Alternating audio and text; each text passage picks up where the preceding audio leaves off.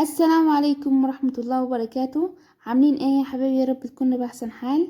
النهاردة ان شاء الله جاية نعمل معاكم كده حاجة جميلة جدا، تحفة خالص، طرية خالص خالص خالص للأولاد. بما اننا احنا داخلين على مدارس خلاص على الأبواب، هنعمل مع بعض النهاردة خلية النحل. بصوا بطريقة جميلة جدا تنفع معاكي خالص في المدارس. ممكن تعملها بالليل، الصبح خلاص بتحطيها في اللانش بوكس جاهزة تمام، بتوفر لك وقت خالص الصبح. حتى لو انت عندك طفل صغير يعني بيرضع، ممكن تعملها له هي طيرية خالص عليه ياكلها بالهنا والشفا. بص النهاردة هنعملها خلية النحلة دي بطريقة، بص مكونات بسيطة خالص، من ما فيش خالص هتعملي كذا صينية عندك، وبطريقة روعة روعة روعة روعة، منتهى الجمال. قبل ما نبدأ الفيديو بتاعنا زي احنا متعودين هنصلي على محمد، اللهم صل وسلم وبارك على سيدنا محمد، ونشوف ايه المقادير بتاعتنا البسيطة خالص. اول حاجة احنا عندنا المية طبعا دافية، وهقول لكم دلوقتي مقدار المية ايه. تاني حاجة عندي 4 معالق كبار لبن بودرة، معلقة بيكنج باودر، 4 معالق كبار سكر، ومعلقة صغيرة ملح، معلقة صغيرة. عندي باكيت خميرة فورية، واحسن حاجة عندي بحب استخدمها خميرة فورية من دريم. كوباية الا ربع زيت. اول خطوة بعملها طبعا هنا بفتح كيس الخميرة وبنزله كله في كوباية المية الدافية اللي عندي، وهعمل هنا كم كوباية دقيق، هعمل 8 كوبايات دقيق. تمام، مفروض عليهم 4 كوبايات مية. بس هنا انا المية مش بخليها هي المعيار الثابت، لان كل دقيق يختلف عن التاني. ممكن ال8 كوبايات دقيق دول بياخدوا 4 مية بالظبط، او ممكن 3 مية، او ممكن 4.5 مية، على حسب الدقيق بيتشرب معاكي. اول خطوة هنا بعملها في اي حاجة فيها خميرة، بحط كوباية المية الدافية، بحط عليها معلقة السكر من المقدار اللي عندي، وبحط عليها الباكيت خميرة عشان تتفاعل معايا هنا الخميرة كده، وتنشط معايا العجين اللي احنا هنعجنه مع بعض دلوقتي عشان يخمر بسرعة. هجيب هنا مكوناتي كلها، اللبن البودرة والبيكنج باودر والزيت، وهو معايا الدقيق. بصي يعني انا عدتهم لكم تاني هنا المقادير. تمام، بجيب طبق العجن بتاعي، هحط فيه ايه. اول حاجة بحط فيه المكونات الجافة، بخلطها مع بعض زي انتم متعودين معايا. بجيب المكونات الجافة في اي حاجة بعجنها معجنات معايا، وبخلط كل المكونات الجافة كده مع بعض زي ما انتم شايفين. نزلت الدقيق واللبن البودرة والبيكنج باودر والسكر والملح، بخلطهم كويس كده بايدي، بوزعهم كده مع بعض. بعد كده بجيب اللي انا هنا المقادير السايله معايا اللي هي الزيت، والكوبايه اللي انا حطيتها كوبايه واحده ميه بس، عليها باكيت الخميره ومعلقه السكر. بنزل في قلبهم كوبايه الا ربع زيت، عشان لو الزيت لو نزلته على الدقيق هنا بيكتل معايا. تمام، مقدار الميه زي انتوا عارفين، قلت لكم احنا 4 كبابي ميه، بس مش عارفه هنا هياخدوا قد ايه معانا. نزلت كوباية مية كلها، هقلب، وانا كل ما اقلب كده شوية بنزل بشوية علشان ايه، ما يبص المقدار بتاعي. المية اقدر اتحكم فيها براحتي، هحط كتير هحط قليل براحتي على حسب الدقيق ما ياخد معاه. تمام، عجن كده. نزلت هنا كوباية تانية وبعجن. هنا العجين بتاعي عايزينها ايه، ناشفة شوية، يعني مش طرية اللي هي سايلة، لا ناشفة شوية.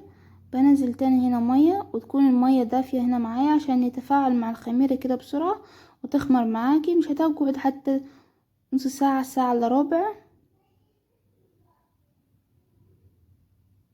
بنزل كده بالحبة مية بالراحة علشان ايه، هشوفها هتاخد قد ايه مية معايا.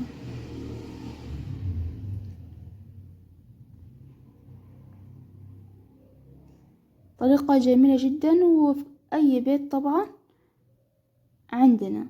إيه ممكن سؤال هنا مثلا حد يسألني، ممكن استخدم لبن بودرة بدل اللبن السايب بدل البودرة.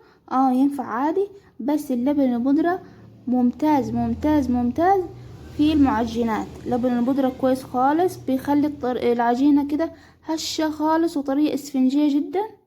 انا عجنتي هنا خدت حوالي كده معايا جي 4 كوبايات ونص، للتمن كوبايات دقيق خدت 4.5 مية. نزلت بيه معلقتين بعد ما عجنت، نزلت بمعلقتين كده كبار خل. الخل برضه بيعمل على يخلي العجينة هشة كده وطرية. بص كده هنا خليتها يعني ناشفة شوية مش طرية قوي، وخليتها كده حوالي ساعة الا ربع او ساعة تقريبا العشرة على بال ما خمرت معايا كده. وبص طلعها في حجمها ازاي. ببدأ هنا انزل الخمر ده كده، وهبدأ كده اشكل كور قد الليمونة كده، مش الليمونة كبيرة، لا الليمونة متوسطة كده. تمام، اشكلهم كده، احاول على قد ما اقدر الحجم يكون قد بعض. تمام، لقيت ايدي هنا هتلزق، فجبت حبة زيت دهنت بيها ايدي واشكل الكور كلها كده.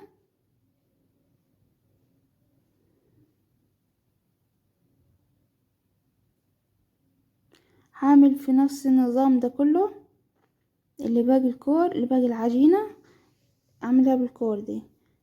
هكون محضرة معايا هنا شوكولاتة او اي حشوة انت عايزة تحطيها. ممكن تحطي جبنة مثلثات، تمام، اي حاجة انت عايزاها. بس انا هنا بحب نحط لها حاجة حلوة.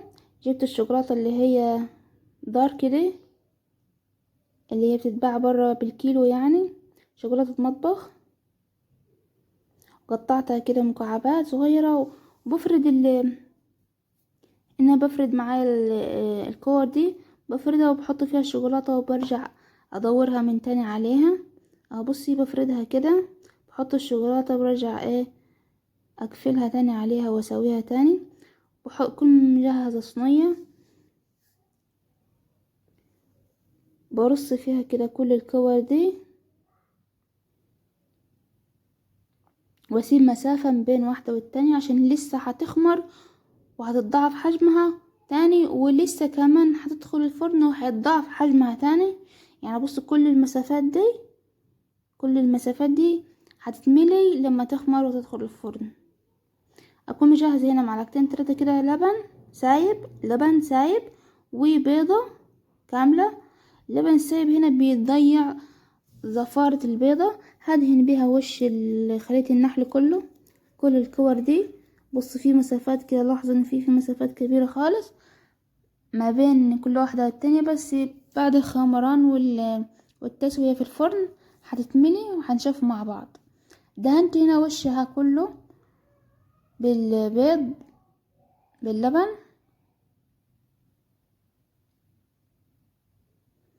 هنا حطيت لها هنا زي انت بشوية سمسم. الحشوة انا علمتهم ازاي. الحشوة اللي عليها اللي جواها شوكولاتة حطيت لها سمسم من فوق.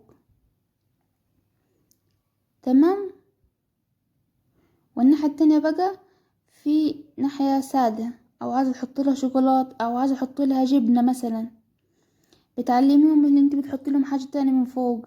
هنا حبة البركة حطيت لها من فوق حبة البركة.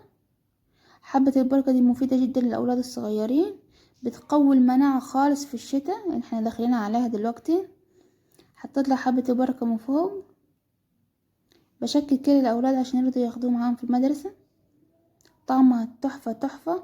بص هنا خمرت شوية، بص كل المسافات اتملت هنا.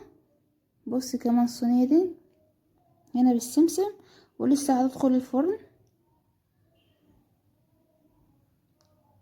هتكبر معايا تاني تضاعف حجمها.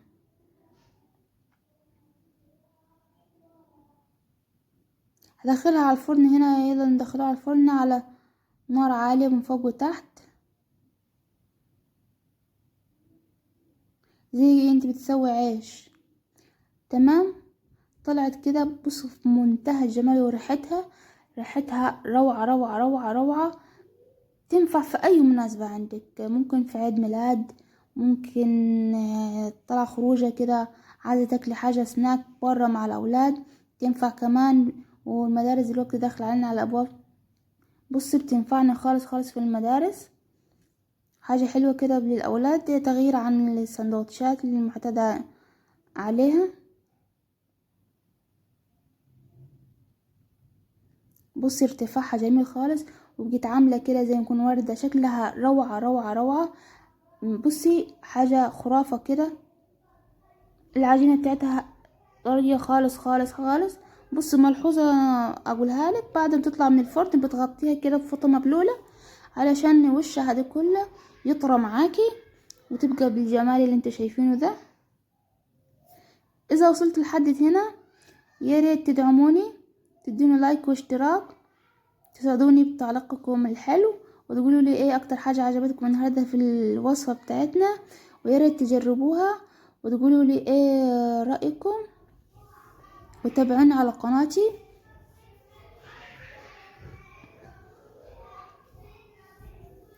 يلا الى اللقاء، باي باي.